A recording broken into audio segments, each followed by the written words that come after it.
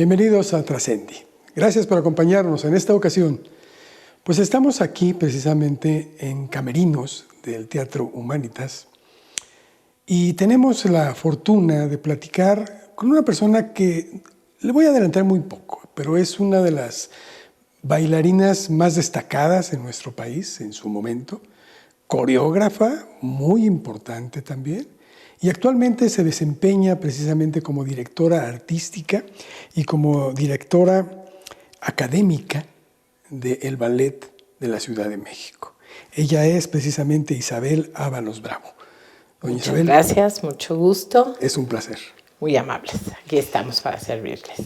Pues vamos a platicar un poquito de su trayectoria, si me lo permite, porque usted ha sido una persona muy premiada, muy premiada. Supongo que en su inicio, porque el ballet es algo que requiere, no diría que un sacrificio a lo mejor, porque se hace con gusto. Así es. Pero sí un esfuerzo mayúsculo que demanda desde lo físico hasta lo mental. Así es. Sí. ¿Cómo fue en su vida? Curiosamente inicio a temprana edad y me gustaba muchísimo la danza en general. Y cuando empiezo de una manera muy sencilla en una escuela cercana a la casa, la maestra ve en mí ciertas condiciones y le propone a mi mamá que fuera a la academia, una de las academias más prestigiadas, si no es que la única en ese momento, a nivel particular, la Academia de Ballet de Coyoacán, dirigida por la finada maestra Ana del Castillo. Teníamos las otras escuelas de Bellas Artes, pero es así como esta maestra ve en mí esa vocación, porque realmente era chiquita y yo estaba con la mejor disposición de desarrollarme dentro de lo que era el ambiente artístico como bailarina.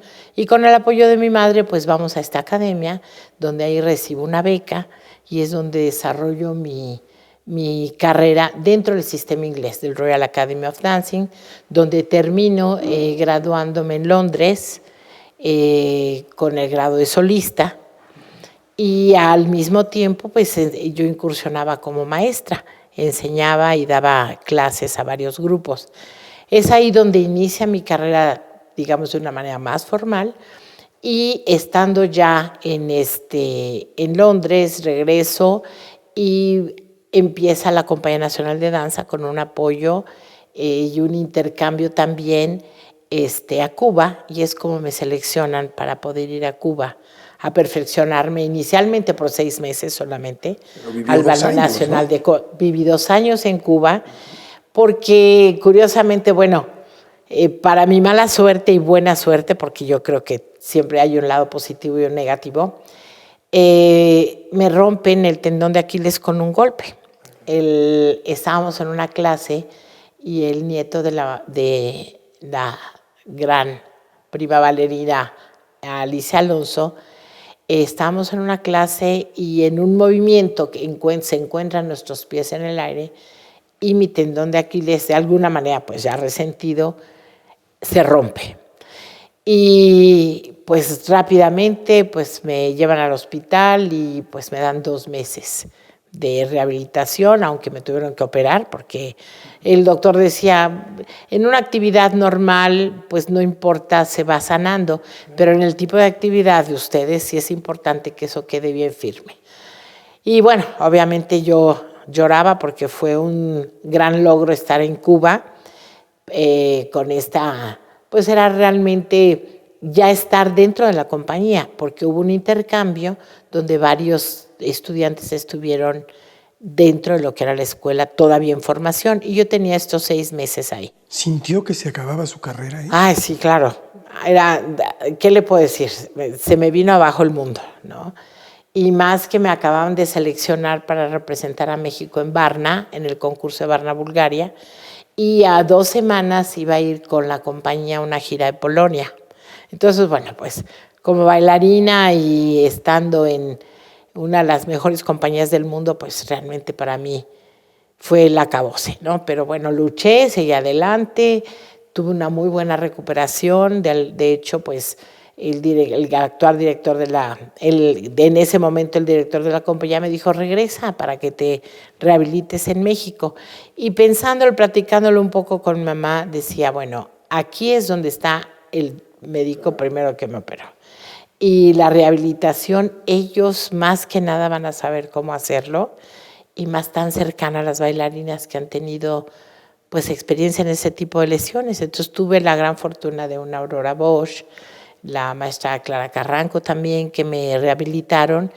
Y de esos 6 meses se convierten en 2 años. Yo estaba también como responsable de 14 mexicanas, que era la primera vez que se hacía este intercambio México-Cuba. Entonces, de las cuales pues salieron primeras figuras que bailaron posteriormente en la Compañía Nacional de Danza.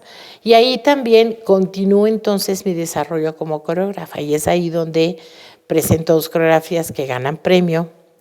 Me continúo preparando dentro de lo que es la cuestión de docencia. Termino mis estudios como docente allá de los 8 años del sistema cubano, del cual doy clases, y mezclo con el sistema inglés. Hago un sistema propio porque me daba cuenta con la maestra que yo inicialmente estuve, la maestra Ana del Castillo, es con la que nos acercamos a Cuba y estudiamos muy bien ese sistema y veíamos la manera en que estaba dosificado por meses, por años, mucho más que el mismo sistema de la Real Academia. Pero cerró el círculo completamente. Pues realmente en el sentido de poder ser maestra, coreógrafa y bailarina dentro de Cuba, lo pude lograr. Estuve cercana a gente de mucho talento, me acogieron y me procuraron mucho para que yo siguiera desarrollándome como bailarina. Posteriormente, pues termino mi carrera ahí, estos 2 años, y me desarrollo entonces ahí. Continúo mi formación como maestra y sigo despuntando un poquito como coreógrafa porque me gustaba mucho la creación en coreografías. Y bueno, pues ya regresando, continúo como segunda solista en la compañía. Al año me nombran primera solista haciendo los papeles de Cisne Negro en el Lago de los Cisnes. Y continúo en la misma compañía fungiendo como maestra y soy parte del comité de la compañía académico. Entonces, dando clases, empiezo a desarrollarme, continúo desarrollándome como coreógrafa, y pues mi carrera sigue ahí hasta que un buen día decido irme con Gloria Contreras a la UNAM. Entonces me desarrollo en otros aspectos porque fue muy curioso, estando con todas las obras de Tchaikovsky, donde musicalmente todo es tan cuadrado, ¿no? Es 4, 8, 16, 32, el remate 3 veces. Pues me afronto llegando con la maestra Gloria Contreras, tan innovadora, con un Stravinsky, donde yo de repente decía, ¿por dónde empiezo? ¿Dónde termina la frase? ¿Dónde comienza la frase? Donde era un 8, un 7, un 6, para poder bailar era sumamente complicado, ¿no? Y la maestra Gloria Contreras nos enseñaba a leer las partituras. Yo tenía un poco de bases y nos enseñaba a estar contando la música entre piernas para los bailarines con obras que no eran nada sencillas como un Stravinsky. Para mí fue un cambio total porque era todo muy tradicional, muy cuadrado, y llegar a esta innovación fue algo difícil, pero muy formativo y muy gratificante. Y es ahí donde yo permanezco 2 años y es donde yo ya cierro mi ciclo como bailarina en la UNAM. Y gana precisamente un reconocimiento también por parte del INBA y de Conaculta, una vida dedicada al ballet. Así es. Entonces es cuando curiosamente me hablan y me dicen que estaba yo siendo nominada para la entrega del premio de Bellas Artes y del Centro de Estudios José Limón para Una vida en la danza, y es donde me dan esta premiación por toda mi trayectoria, ¿no? Yo decía, bueno, pero si todavía no estoy tan vieja, todavía me falta, ¿por qué el premio ahorita, no? Pero de alguna manera, en paz descanse el maestro Felipe Segura, que fue el iniciador de esto. Era impresionante como cada vez que estábamos en Bellas Artes y premiaba. Y él fue el que inició esto de una vida en la danza. A todos los que fueron mis maestros y maestros de mis maestros, ¿no? Era impresionante como él daba su vida de memoria. Pues claro, habían sido sus compañeros, habían sido sus maestros, ¿no? Entonces, cuando me dicen que va a ser el premio de una vida en la danza, decía yo, no, pero todavía me falta mucho. Yo veía a todos mis maestros que habían sido tan premiados, ¿no? Y bueno, tuve la fortuna de que me tomaron en cuenta para esto y me di cuenta que juntando todos mis reconocimientos y toda mi trayectoria como bailarina, coreógrafa y maestra, bueno, pues creo que ya tenía bastante guardadito, ¿no? Y arrasó con el premio. Pues la verdad, creo yo que fue un reconocimiento que empezaron a dárseles a gente que ha tenido justamente eso, ha dedicado su vida a la danza, ¿no? Entonces eso es muy gratificante. Muy gratificante y sobre todo que sigue en activo, porque eso es muy importante. Sí, yo creo que eso es,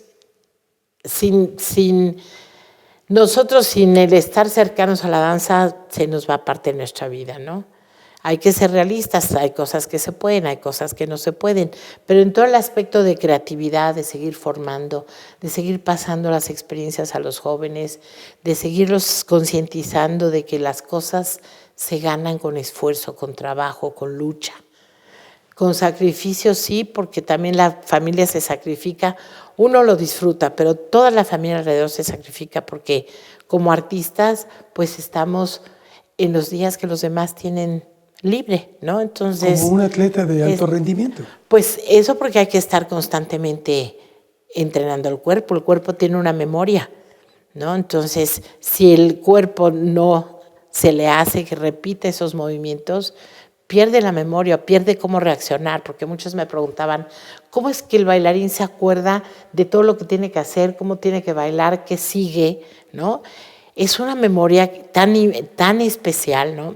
Yo ahora que soy maestra me doy cuenta también de cómo el rendimiento que tienen las alumnas físicamente hace que tengan un rendimiento intelectualmente dentro de sus escuelas mayor, porque hay una manera de control, ¿sí?, de conocimiento de su cuerpo y tienen esa posibilidad de tener esa inteligencia que cuando uno baila tiene que estar pensando hacia dónde va, qué va a hacer, qué tiene que preparar, cómo tiene que sentir el pie antes de subir la pierna, cómo tiene que lanzarse hacia el bailarín para que la cache. Entonces son tantas cosas que tiene uno que estar preparando físicamente para que pueda uno mostrar esa danza, que el intelecto y la mente es privilegiada de un artista y de un atleta, de verdad.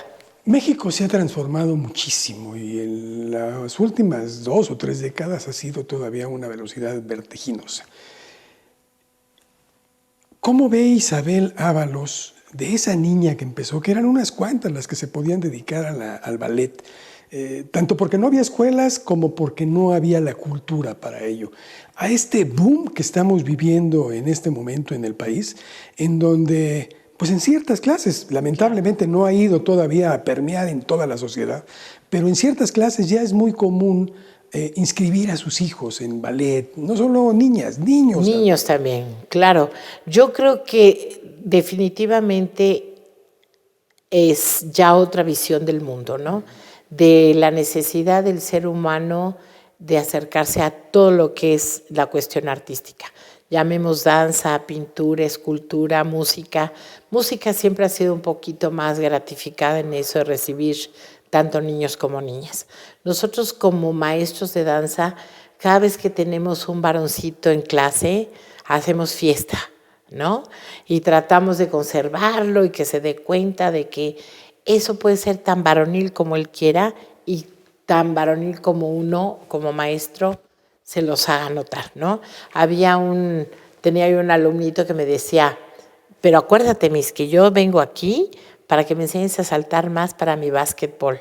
Sí, mi amor, yo lo sé, porque empezamos a darnos cuenta cómo en países primermundistas lo que sucedía era que el ballet era parte de entrenamiento de un jugador de fútbol, obviamente de un gimnasta, de en fútbol Estados Unidos, americano, Lynn Swann, claro. en Pittsburgh, era bailarín también. Claro, ¿y qué les da? Reflejos, coordinación, etcétera, ¿no?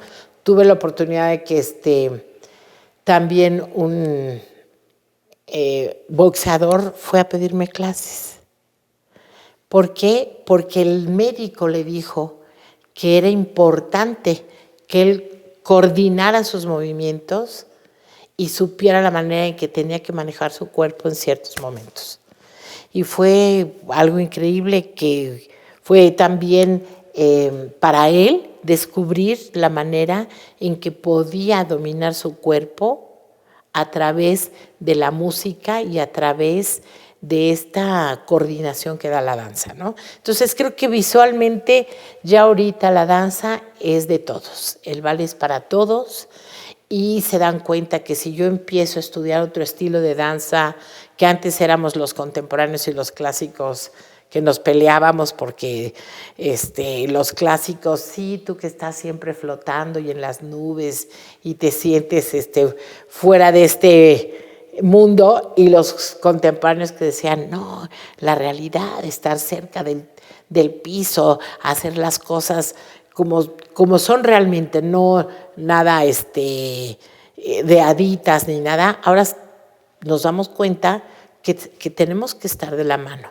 Y ya tiene años donde realmente el contemporáneo empezó a darse cuenta que ir al ballet, tener las bases de ballet, no lo iba a cartonar, lo iba a alinear, le iba a dar una estructura diferente a sus movimientos. Y ahora el clásico se da cuenta que tiene que ir hacia el ballet contemporáneo porque le da libertad de movimiento, se le quita toda la rigidez y el alineamiento que busca. Entonces, ya para ahora, un bailarín tiene que ser tan polifacético, tiene que estudiar lo que es su acrobacia, lo que es todo lo que estamos hablando ahora de la danza aérea, la fuerza en brazos que necesitan para poder tener esas líneas, ¿no?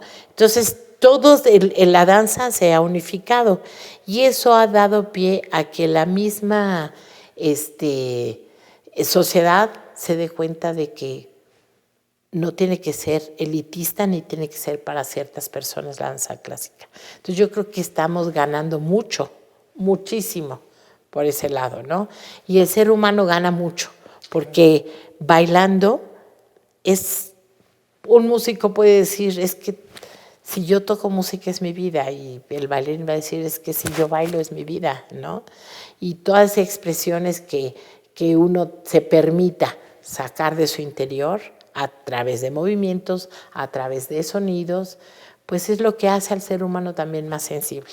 Y entonces yo creo que realmente la sociedad ahora está recibiendo de una manera más abierta lo que es la expresión corporal, ¿no? Isabel, ¿alguna vez cuando era joven pensó en que en México, que relativamente somos, digamos, muy jóvenes en cuanto a la danza en el país, en la práctica ya profesional, ¿alguna vez pensó que, por ejemplo, íbamos a tener a un Isaac Hernández, una Elisa Carrillo, recibiendo distinciones internacionales como los mejores en su momento, etcétera? ¿Alguna vez siquiera lo imaginó? Yo creo que sí, y le voy a decir porque ahora los medios hacen que uno conozca a estas personas, porque precisamente ahora les están dando ese empuje. Pero antes hubo gente igual, hubo gente muy, muy valiosa que nunca le pudieron dar el empuje, pero que tuvo éxitos igual que ellos. El cuerpo va cambiando, el cuerpo se va estilizando, la técnica va mejorando, uno se acerca más a muchísimas enseñanzas y técnicas diferentes, sí es cierto, pero antes también hubo bailarines muy reconocidos, muy famosos y que a nivel internacional tuvieron también una trayectoria. El mismo José Limón Laura Urdapilleta. Laura Urdapilleta, Susana Benavides, Sonia Castañeda, el maestro Carlos López, que se fue a Cuba y bailó allá, el maestro Tulio Rosa, que vino aquí y estuvo dentro del ballet de cámara, la maestra Nelly Japé, que también como coreógrafa y formadora, pues es uno de los pilares formativos de la danza también en México. Hay otros bailarines inclusive que fueron dentro de la misma Academia de Coyoacán, por ejemplo el maestro José Villanueva, que fue el primero en conseguir una beca para ir a estudiarse a Londres como varón, ¿no? Entonces hay atrás, hay que buscar, porque dentro de todo es joven la danza en lo que ahorita conocemos, pero la danza en México tiene ya mucho tiempo donde se han ido destacando bailarines, ¿no? Entonces yo creo que ahora tienen un poco más de... ¿Reflectores? Pues sí, podríamos decir reflectores. Claro, tienen otras condiciones, como le digo, yo veo el cuerpo de Lisa Carrillo y digo, es una perfección, ¿no? Y yo la conocí desde chiquitita cuando estaba en SNA y cómo empezó a estudiar y cómo empezó a desarrollarse.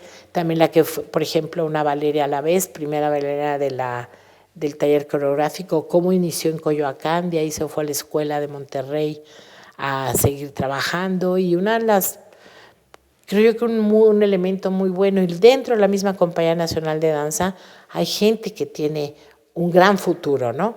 Pero antes sí hubo bailarines destacados. Pero no tenían difusión. Exactamente, yo creo que no tenían tanta difusión. Y como lo mismo que decíamos, va cambiando el mundo, esto lo empiezan a apreciar de otra manera, pero antes, digo, todo lo que hizo a nivel clásico bueno, Laura Urdapilleta, pero estaba también otra de las bailarinas que era mexicana también, que estuvo en el American Ballet, que no recuerdo ahorita su nombre, que estudió también en la Academia de Coyoacán y tuvo una trayectoria en el extranjero excelente. Anita Cardús también, que estuvo dentro de eso. Creo yo que sí hubo bailarinas en su momento que tuvieron esa... Y a lo mejor este boom que estamos viviendo es lo que propicia que más reflectores vayan hacia las figuras que empiezan a destacar. Claro, yo siento que son varios aspectos, ¿no? Obviamente el que ya ellos estén con es que no es...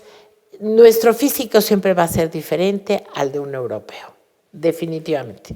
Si dentro de la misma república ve uno el físico de un jovencito del mismo DF a los que están en Monterrey, que por norteños tienen otro físico, hay diferencias. Entonces empiezan a estilizarse, empiezan a hacer entonces, se puede hacer ya una, no comparación, pero ya pueden competir con cualquier bailarín extranjero, porque pues la sangre es la sangre y la raza es la raza, ¿no? Pero Elisa con ese físico maravilloso y esa estilización, pues, perdón, pero en cualquier lugar puede competir con quien sea, ¿no? Y antes nosotros, bueno, pues era un garbanzo de a libra, que una fuera más larguita y pero estuviera más las afina. Que se dedicaban también a eso. Sí, El semillero era menor. Claro, sí, era menor. Isabel, esto es en cuanto a los que han estado dedicándose al arte. Pero quiero ir al público. El público también se ha transformado, también se ha ido incorporando a este surgimiento de esta disciplina. ¿Cómo no? Sí. Sí, cada vez hay mayor aceptación del público y hacen un poco más de esfuerzo para llevar a sus hijos a eventos culturales, porque se está propiciando dentro de las mismas escuelas, que es una realidad, y porque antes sí es cierto que aún no son tan baratos los boletos, ¿verdad? Pero se acerca un poquito más al público en general. Entonces tienen la posibilidad de acercarse a lo que es una danza clásica, el poder. Ahora desgraciadamente pues que ya con el director que tuvo la compañía se decidió quitar lo que era el Lago de los Cisnes, donde... Muy triste eso. Sí, eso fue, digo, a mí me dolió muchísimo porque yo fui parte de este proyecto cuando inició y que nos además tenía tocaba público. bailar y tenía el público, era el ambiente natural, ver a los jóvenes ahí pues desarrollándose como bailarines, ¿no? Y que de alguna manera, bueno, estaban más cercanos al público. Se rompen, lo malo es empezar a hacer barreras donde ya el público no tenga la facilidad y el acceso de ir, ¿no? Entonces, entre más, sí es cierto que el bailarín, a veces el público cree que la cultura tiene que ser gratis, pero también el bailarín come. Los que hacen, los maestros, es su profesión, todos tienen que tener esa remuneración, ¿no? Pero es muy triste cuando a veces uno lleva un espectáculo y, ay no, es muy caro, no se puede pagar. Es que se ve como un gasto, no, Se ve no un una gasto. inversión. Y claro, pero entonces van a otro evento más popular, porque no va a decir nombres, ¿verdad? Y todo el mundo está dispuesto a empeñar lo que sea, sacar los boletos y llevar a los niños. Y en la cuestión de la cultura les cuesta un poquito más trabajo. Pero usted lo que hablaba es de la clase media, media alta, donde todavía sienten que, digo todavía porque a lo mejor la clase alta lo tiene más fácil, la clase baja no tiene la posibilidad o no tiene la educación de decir, esto va a ayudar a mi hijo, ¿no? Como ayer yo veía un programa de cómo el Bolshoi en Brasil puso su escuela y cómo rescatan a niños que son muchos de familia, no tienen manera de darles este tipo de formación, hacen, como en todos los países socialistas se hacía, la selección y ver quién tiene posibilidades, se les beca, se les forma y se les da para que ellos se desarrollen, ¿no? Entonces, veía yo como esta gente de muy humilde, ¿verdad?, es seleccionada y se sienten tan agradecidos porque les han dado la carrera de bailarín. Y como ahora empiezan a destacar y su mayor ilusión era ganar en sus funciones para sacar adelante a su familia y como ahora la danza está tratando de rescatar a todas aquellas personas que están por ahí perdidas y que tienen las condiciones y las ganas de bailar. Cómo se seleccionaba antes, ¿no? Aquí hubo una campaña también, la misma Ana Castilla, donde se iba a los hospicios y ver cómo se les daba la formación, como se hizo en Cuba. Inicialmente los bailarines varones, que pues más machistas no podía ser la sociedad de entonces, empezaron a buscar, ¿sí?, a los jovencitos y claro, al principio muchos de ellos decían, a mí me engañaron, me decían que me iba a hacer una clase de gimnasia y que no sé qué, y de repente ya estábamos con las zapatillas y las mallas de haciendo, pero les empezaban a dar esos retos de lo que tu cuerpo puede hacer, ¿no? Entonces empezaron a enamorarlos de la danza, de toda la manera en que podían desarrollarse. Pero si es la clase media, media alta que busquen sus hijos, el darles ese plus en la formación artística. Siempre buscan o darles la formación de conocer, tocar un instrumento o dentro de la misma danza clásica. ¿Por qué no? ¿Sí? Transformar sus vidas. Es que el arte transforma la vida de cualquier ser. ¿Qué es trascender? Pasar más allá de trascender en el sentido de pues puede trascender, que trascienda puede ser desde una persona que puede trascender con sus enseñanzas hasta la misma esencia de lo que es la danza. Trasciende por toda la vida y esto el ser humano ha nacido con ella y hemos seguido con nuestra danza cada vez más estilizada, cada vez salen más estilos de danza, ¿verdad? Pero en un final es el sentir cómo saca uno esa energía a través del movimiento. Isabel, una última pregunta. Estaba yo diciendo al principio que estamos en los camerinos del Teatro Humanitas. ¿Qué van a presentar? En esta ocasión vamos a presentar, ya tuvimos la oportunidad de estar aquí con la compañía, con el Ballet de Pedro el Lobo, una coreografía que tuvimos un premio también por ya nuestra trayectoria con ella, ya con 20 años, que al principio pues no pensaban que tuviera esa aceptación.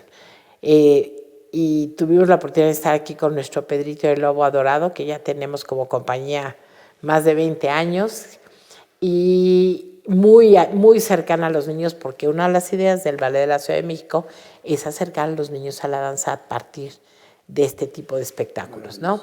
Y en esta ocasión vamos a presentar Cascanueces y La Princesa Pirlipat dentro de lo que es el argumento original, y explicarles un poquito a los niños. Va a haber una narración de por qué el Cascanueces es Cascanueces y qué hay detrás de esta obra, ¿no? De por qué la princesa también se había convertido en un cascanueces. Entonces vamos a darles un poquito un enfoque diferente de lo que es la obra del Ballet de Cascanueces, con todas sus danzas ya clásicas de repertorio, pero inicialmente vamos a tener esa llegada a la casa donde el padrino le da su regalo a Clara, que es este cascanueces, y entonces viene esta mímica. En vez de tener los 3 muñecos que bailan, vamos a poner esta mímica representada como si fueran pequeñas marionetas, ellos con sus actitudes, y contando la historia del cascanueces. Entonces vamos a desarrollar un poquito esta obra con bailarines profesionales que en esta ocasión nos apoyan, jóvenes profesionales y niños que están iniciando sus estudios dentro de la que es la danza. Isabel, ojalá que lo disfruten. Seguramente va a ser así. Yo le agradezco mucho de veras el que haya dedicado un tiempo para platicar aquí en Muchas Trascendi. Gracias a ustedes. Y pues solo aplaudir el esfuerzo que se hace permanentemente porque forman parte de este nuevo México. Y yo le agradezco de veras porque tenemos que transformarlo urgentemente. Tenemos que transformarlo y hay que sensibilizarnos. Y esta es una de las maneras de hacerlo. A seguir con los éxitos. Muchísimas gracias. Gracias a usted. Esto fue Trascendi.